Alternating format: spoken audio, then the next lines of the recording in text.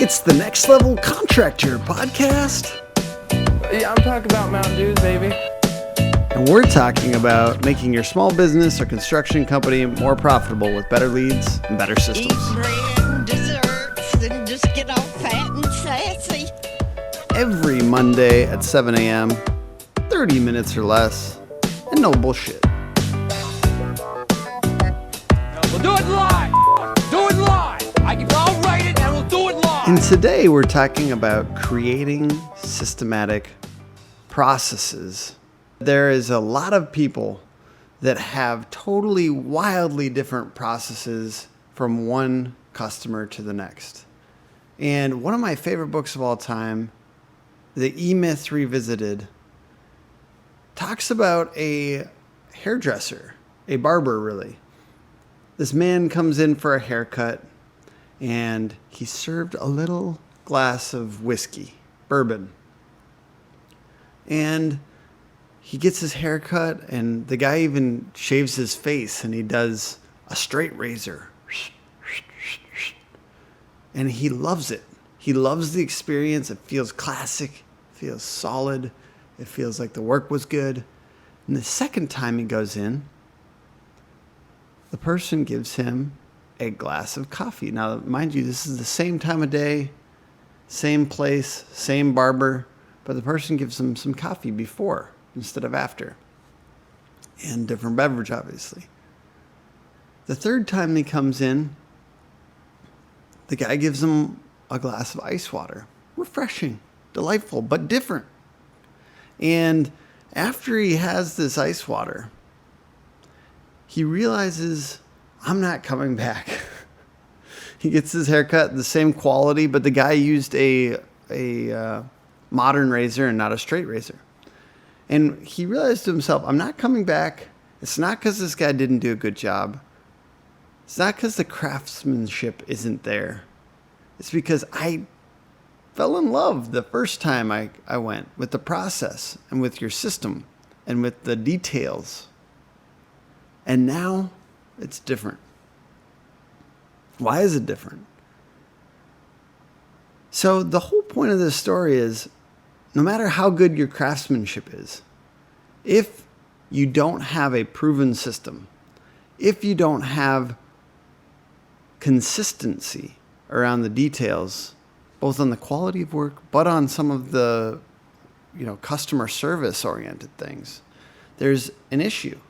Because people do fall in love with your process, and they refer people to your process. So if he told his friends about the bourbon, for instance, and he thought it was amazing, it's a relatively inexpensive detail if, I guess the right glass of bourbon. But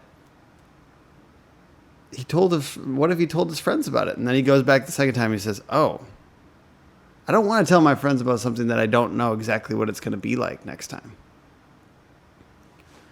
A huge piece of talking about processes and proven processes in this discussion will also center around the movie or the documentary Jiro Dreams of Sushi. This is on Netflix. Check it out. But it's all about this sushi chef of a super high-end sushi restaurant. I believe it's in Japan. And the gentleman is obsessed with his business. And it relates to processes partly because he is extremely consistent with the cleanliness of his restaurant, the details when he goes to the fish market and picks out the slabs of fish himself, and with his expectations for his staff. But also, there's another component here besides just the systems. It's what they call Shokunin in their language. And Shokunin means obsession, a positive work obsession. But it doesn't just mean workaholism. It means essentially a duty and an obligation to the community. And Shokunin, to me, is an extremely important point. And I don't know that we have a word for this in the English language. But having a duty and an obligation to your community to do the best work possible, and having the idea of a positive obsession, to me is extremely powerful, because we get such negative connotations around working hard that sometimes we don't realize if you're doing it for the good of your community and you're taking care of your mental health, of course, that it can be a very powerful, wonderful thing. People do amazing work when they take this seriously, and they don't think of working a few extra hours as workaholism or a nervous tick, but they actually do it and they enjoy it. Now, I'm not telling everybody to work, 70 hours a week. I don't tell my employees to work more than 40 hours a week. I don't know. I feel like it's a competitive advantage in the job market. But for myself, as a business owner, and for somebody pursuing entrepreneurship, if you are able to have a positive work obsession, if you are able to work 60 hours a week and really enjoy it, it can be a massive competitive advantage, despite what culture will tell you right now, which is basically saying sometimes that a lot of work is always a bad thing. A lot of work can be a bad thing. And I think that it can be a bad thing if you're doing it compulsively and you're feeling negative about it and you're mistreating those around you. But it can be a positive thing if you're treating people around you right, if you're excited about work, if you're not shirking other family obligations to go work. And ultimately, I do think that there's some level of, I need to have my spouse on board with these decisions I'm making. Before I decided to go out on my own, I told my wife, I said, it is going to be hard. It's going to be a hard couple years. I'm going to spend a lot of time on this business, more than I ever have on anything. Are you on board with that? Are you okay with that? Because it's going to be difficult. And, it was a hard conversation, but you have to have your spouse on board. I'm obsessed with the process. I'm obsessed with making the work better over time. And I feel like it's for the good of my community, my family, the people I work with. So what about your work right now inspires Shokunin, inspires positive obsession? I think that that's worth stoking. That's worth pursuing. And just to go back to the other point here, the E-Myth revisited, keeping your processes incredibly consistent is more important than you might think, because people will fall in love with it. And if you haven't had a proven process before, I think it takes a little bit of time to get used to the idea. Hey, our work is so unique. Every single job is different. They're like snowflakes. I appreciate that. But you can still have some core processes that don't change no matter what. And something I've heard that I feel like was very good is you never skip a step in your process. You may make it smaller. It may be very brief, but you have to go through that step every single time. And it's very important for the customer, and it's very important for your company, and it's important for your confidence as a business owner. I think that the opportunity is there to create consistency.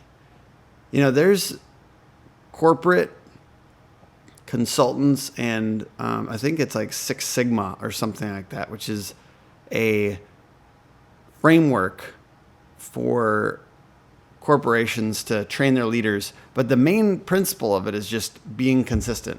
So there's whole frameworks and business consultants that preach this idea and help you implement it. But the whole idea is a consistent process, and that you have to vigilantly get rid of things that are not consistent. It makes a lot of sense in manufacturing, right? You don't want to have a basketball that looks like a perfect sphere and then a basketball over here that looks like a crazy tumor is growing out of the side of it. But it also matters when you have to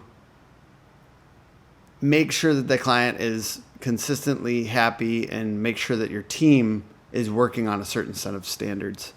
And I heard somebody recently talk about this. Jack Welch in his book Winnings just said, if you understand that the whole point of Six Sigma is to make sure that your processes are consistent, if you understand that, you're halfway to understanding or being an implementer of Six Sigma, basically. So just know that consistency is important. Know that it's okay to have a positive work obsession and to have an obsession around those details and creating consistency. And watch Jiro Dreams of Sushi. I guess, the other resources in this podcast, listen or read E-Myth Revisited, it's the entrepreneur myth. And then I guess lastly, Winning by Jack Welch was very good. I believe he was the CEO of GE. So he's kind of got some big time corporate organizational chops and motivating teams. So thank you guys so much for listening to this episode of the podcast. Join us next week.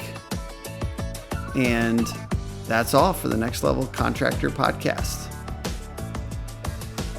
Follow us on Instagram, Twitter, Facebook at Hook Agency.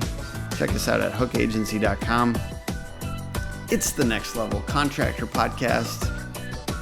Make your small business or construction company more profitable with better leads and better systems. Every Monday, 7 a.m. No bullshit. Thanks, guys. Bye.